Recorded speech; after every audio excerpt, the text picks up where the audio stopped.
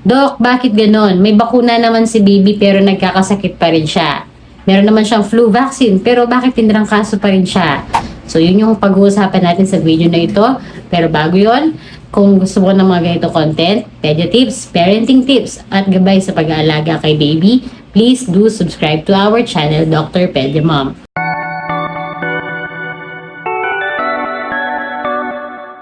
So ano nga po ba ang bakuna? At sino yung mga binibigyan ng bakuna? At sino yung hindi maaaring bigyan ng bakuna? Ano po ba ang mga side effects na ito? At gaano ba talaga ka-effective ang bakuna panlaban sa sakit? So let's define vaccine first, or bakuna or immunization for our children. Pag bakuna, ibig sabihin panlaban ito sa sakit. Compare lang natin ha. Pag sinabing bakuna, merong antibodies. Ang antibodies, yun ay sundalo na lumalaban sa sakit, sa virus, sa bacteria, or kung anumang foreign body na nasa katawan mo na. Dalawa kasi ang immunization. Ang passive at ang active. Ang passive, ibig sabihin, automatic na binibigyan ka na niya ng antibodies or sundalo. Example ito, breastfeeding. Kapag si baby, nag-feed siya sa'yo at meron kang sariling antibodies, mami, napapasa mo na automatic yung antibodies from you to your baby. Isa pang lang passive, yung pagbibigay natin ng immunoglobulin. Pero that's too technical, kaya hindi na muna natin i-elaborate yon. Ang second type na vaccine ay ang active immunization.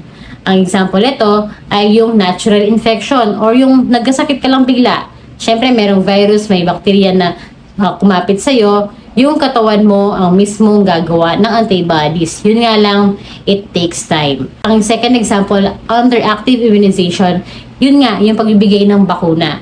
So, ito mga vaccine na binibigay sa center or binibigay sa clinic, weakened virus po ito, or yung pinahinang virus, or yung pinahinang bacteria, or yung mga ibang bakuna, ito yung part lamang ng virus, balat lang siya ng virus, na ginawa sa laboratory para pag in-inject siya sa'yo, ang katawan mo, gagawa na yan ng antibodies. Para kung sakali, sa future, magkaroon ng infection, no, na-expose ka sa mga may virus, na-expose ka sa mga may sakit, yung katawan mo, ready na yan. Ready ng maban. So, parang ganito ang ginagawa ng antibodies na meron ka na sa katawan mo, ha?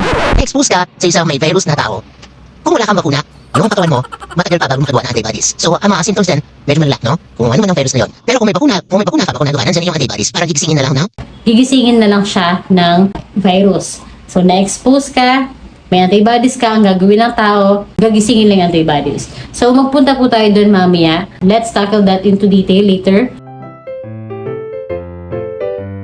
Depende po yan sa brand, depende po yan sa bakuna, at depende po yan sa lakas ng pangangatawan ng tao. Siyempre, yung mga may sakit, immunocompromise, lalo na yung mga baby, limited lang ang indication para sa bakuna. Kapag binigyan mo ng bakuna yung mga may sakit, hindi nila kakayanin yung bakuna na yon, mas lalala po ang sitwasyon. Ano nga ba ang mga side effect ng bakuna? Ang pinaka-common is yung pain on the injection site. Redness, magiging matigas yung parte ng in-inject, or lagnat, or rashes, pwede rin. Rare naman, pwedeng convulsion. Next, so bakit nga ba nagkakasakit pa rin kahit binakunahan? Di ba? Parang sayang lang yung pera, di ba?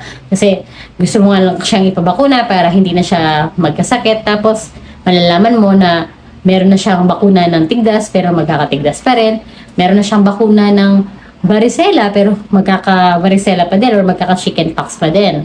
Lalo na yung past few years, no, nagka-COVID vaccine na siya pero nag-infect pa rin siya ng COVID. So bakit? Ano ba siya ka-effective panlaban sa sakit? Alam niyo po kasi, ang vaccine, hindi po yan nilalabas agad sa market. Dumadaan po yan sa proseso, yung mga phases, no?